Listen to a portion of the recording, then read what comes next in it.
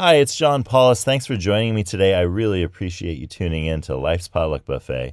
And on today's episode, we start work on worksheet 6. What's the opposite of a grudge? Good question. If you'll recall, card number 6 is be a good ghost who knows when to move on. Do you remember that episode? Well, we talked a lot about K-dramas, first of all, because that's where the idea comes from. I don't know if you watch a lot of Korean shows, but if you do, as I do, you know that when you're a ghost who bears a grudge for too long, you become an evil ghost. So card number 6 was considering circumstances in work where we become resentful and our lives are filled with strife and we hang on to a job for too long. And also on the opposite side, when we've let go of a job at just the right time. I don't know too many instances, and if you know some, let me know, of where people are like, I left that job too early. I've never heard anybody say that. And I'm curious to know if you have an experience where you feel like you left a job too early. But for the most part, we tend to hang on to things a little too long. For many obvious reasons, of course. The main one being it's just easier to hang on, right? At least we find it that way. It's hard sometimes to push through. And so that's card number 6. Worksheet number 6 considers what's the opposite of a grudge. If you're that ghost who holds the grudge too long and becomes evil in K-drama, what word would you use to describe the opposite of that grudge? What is the opposite of a grudge?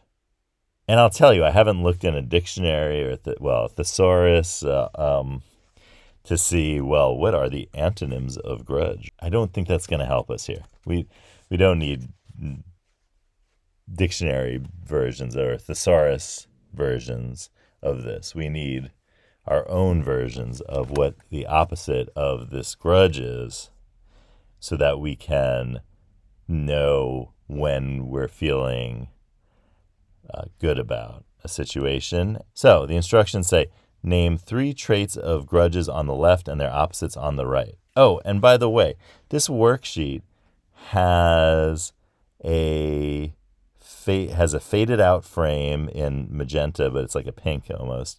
And nothing is wrong with the worksheet or your screen or anything if you're watching this.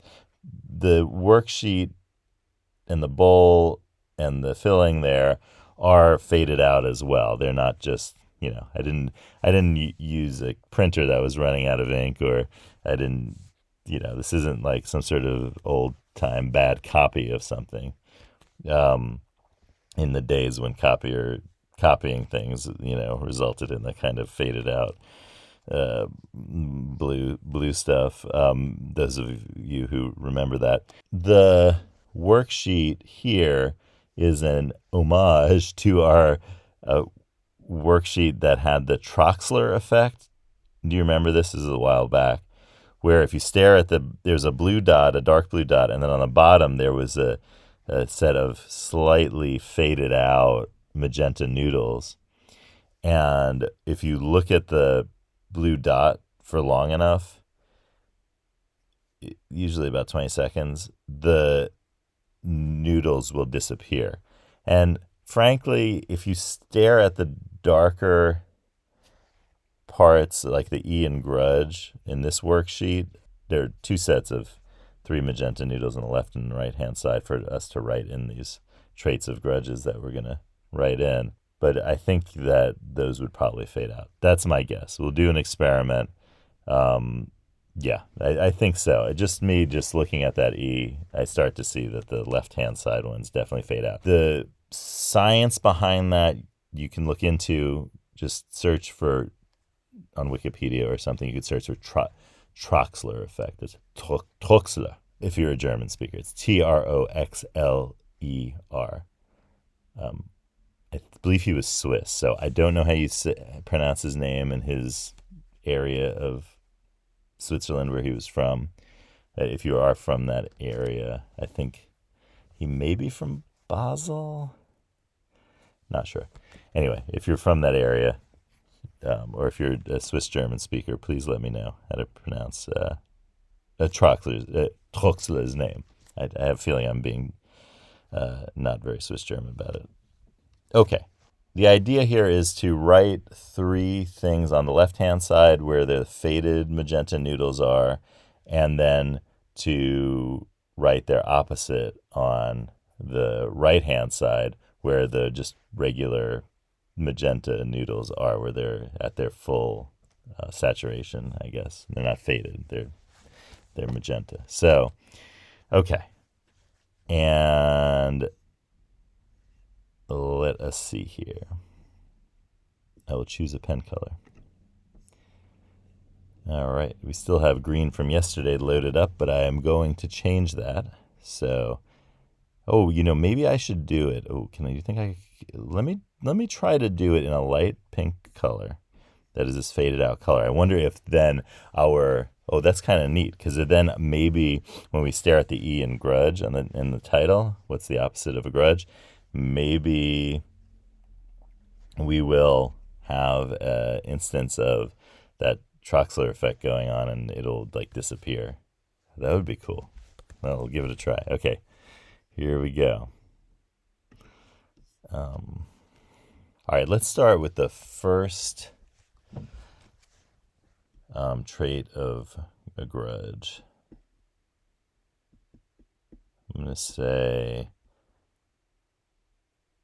let me do, you know what? I'm going to do a slightly thicker line here.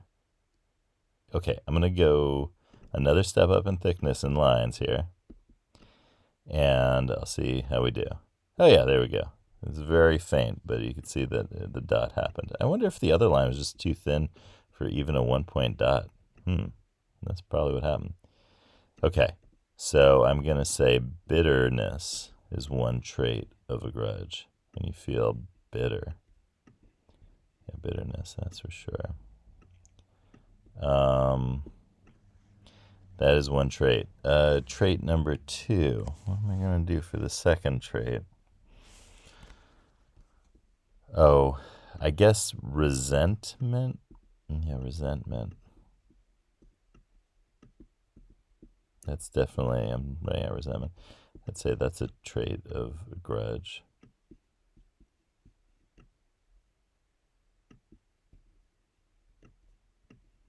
Resentment.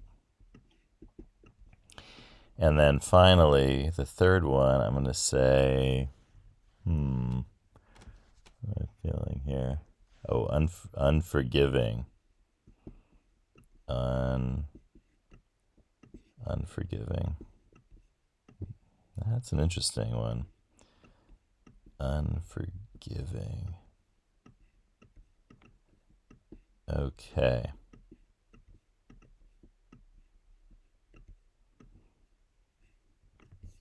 Okay, so I have bitterness, resentment, and unforgiving. Those are the traits of grudges in my mind. So join me tomorrow for the second part of worksheet 6, where I put in the opposites of those 3 traits, so we can talk about what the opposite of a grudge is. So I'll see you tomorrow on Life's Potluck Buffet, and I hope you have the opposite of a grudge-filled day.